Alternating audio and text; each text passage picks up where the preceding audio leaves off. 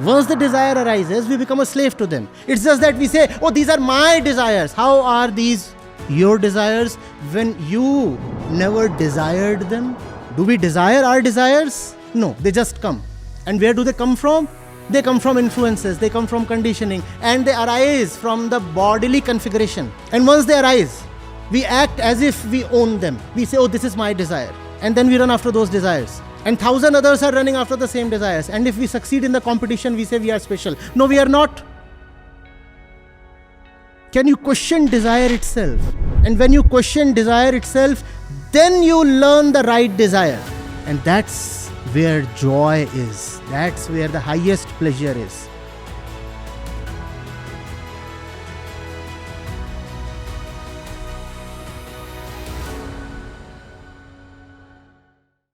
Acharya, you said, the one line that I distinctly caught was living in the moment, right?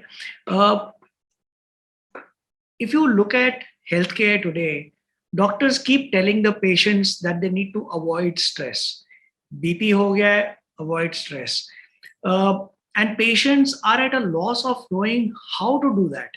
They're always either living in the fear of the future or regrets of the past. And is it in a person's control? And if yes, how does one, in a very simple way, keep stress away? Is there some doable way to do so? No, you see, I'll begin from living in the moment and then come to the stress part of it.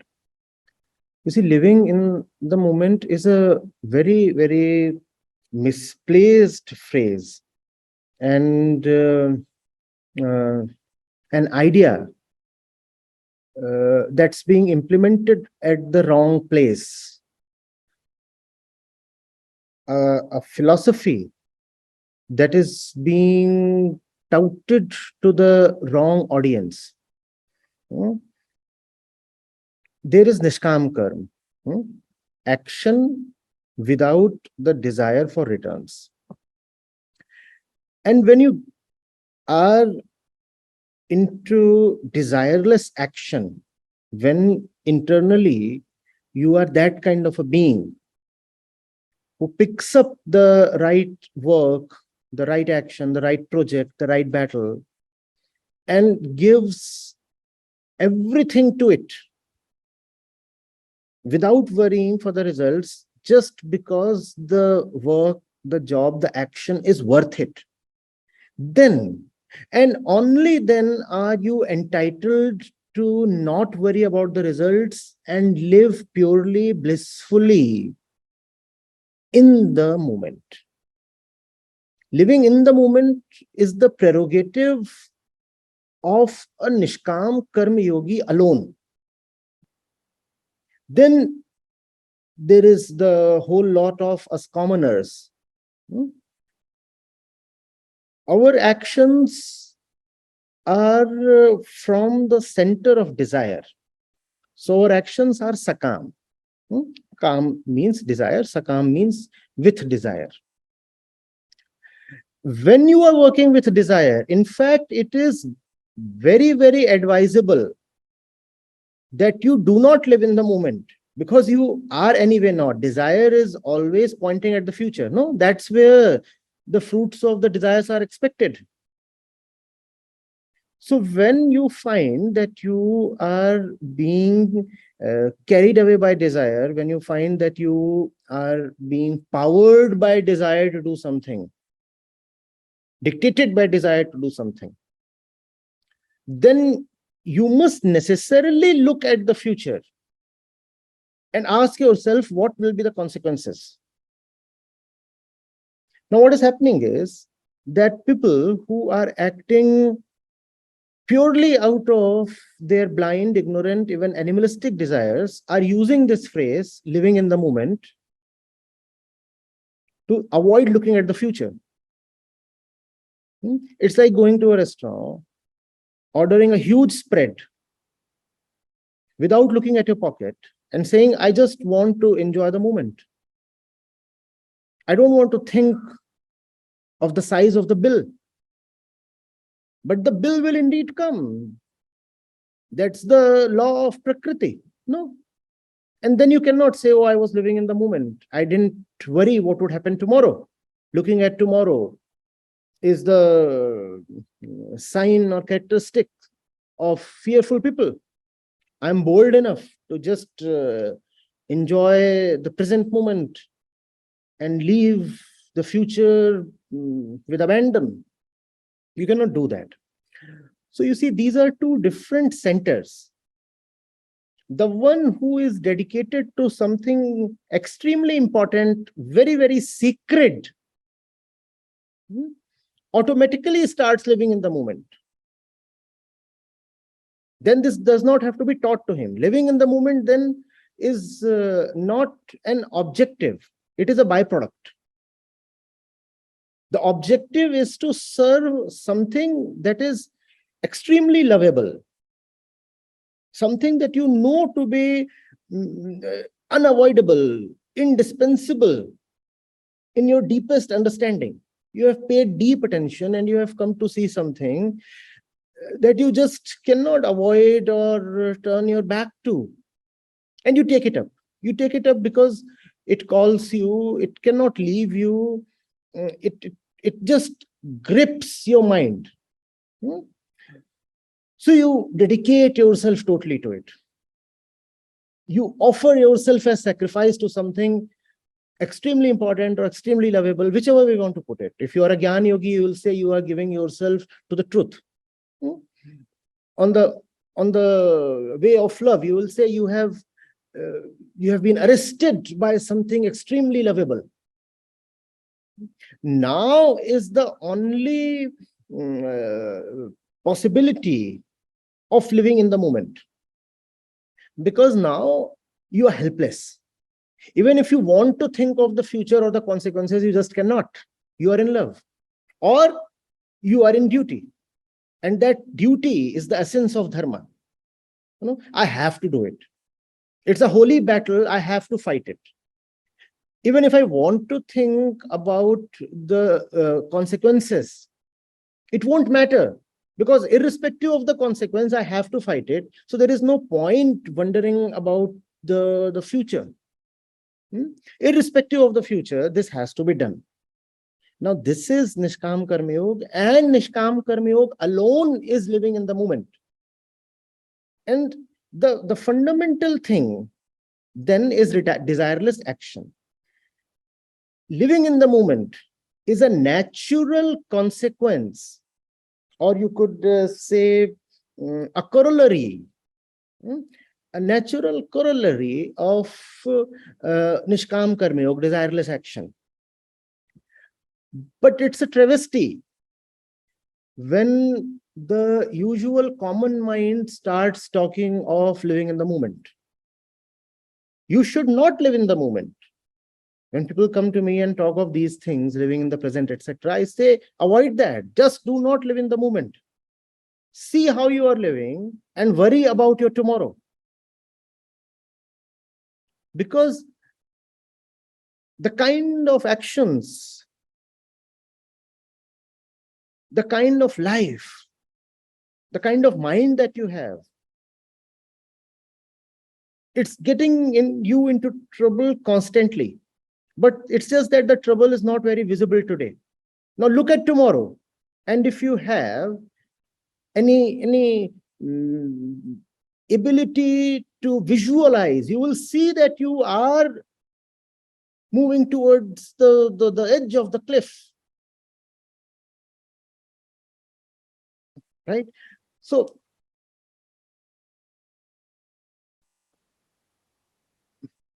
see, that's the thing. Religious percepts are for truly religious people. They must not be appropriated by those who want to use religious concepts for personal sensual gratification. That's when religion gets abused and becomes unpopular among the masses. Now coming to stress. See, we talked of desire and we talked of desireless action. Stress is the fundamental nature of human life. Among all living beings, man is someone predisposed to stress. No animal, bird, fish, or any other life form is capable of experiencing as much stress as we are. And there is a fundamental reason. The condition of stress points at our own internal existential condition. And that condition is of lack of fulfillment. We are born desirous. Desire and stress go together. We are born desirous. An animal is not born desirous. The animal's desires are very bodily, very material, and therefore very limited, and also very episodic. The animal would not be, for example, thirsty or hungry or lustful all the time. So there are periods when the lion would want to hunt or the cow would want to graze. But man has an existential vacuum within. You clothe us, you feed us, you give us everything that we can ask for, and you will find that we are still not contented. Is that not true? That won't happen in the case of an animal. You feed an animal well, and you give it a proper, secure, sheltered place, and you will find the animal very, very restful. You won't look at the animal's eyes and find restlessness or psychosis or an existential angst. You won't find it there. The animal would be at peace. But man is never at peace, irrespective of what he has or what he has not. So we are born with desire, and that desire is our fundamental internal stress.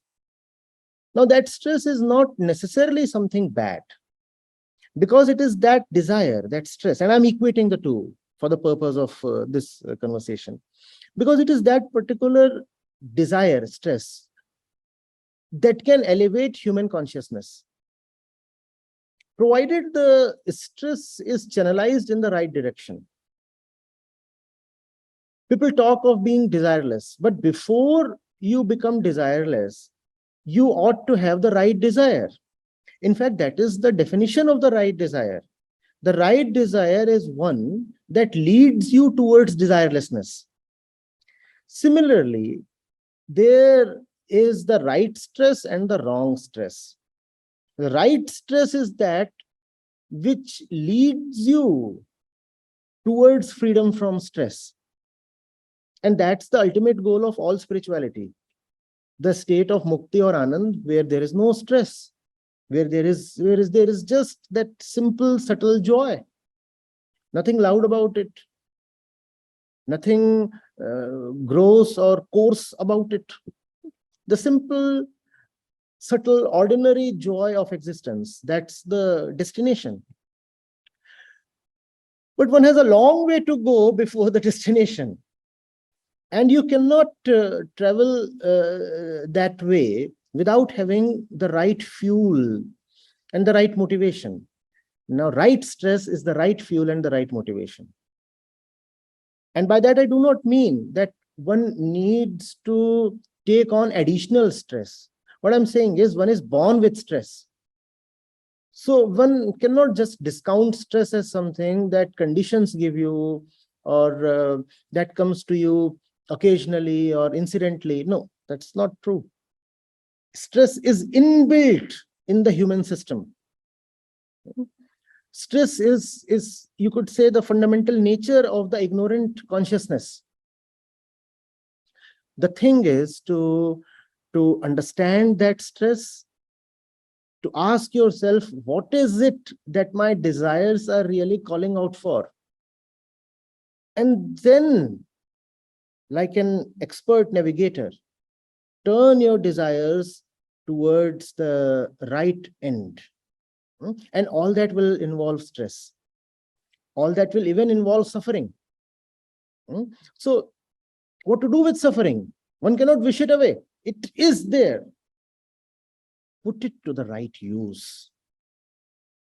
Suffer, but suffer rightly. Suffer, but suffer for the right cause.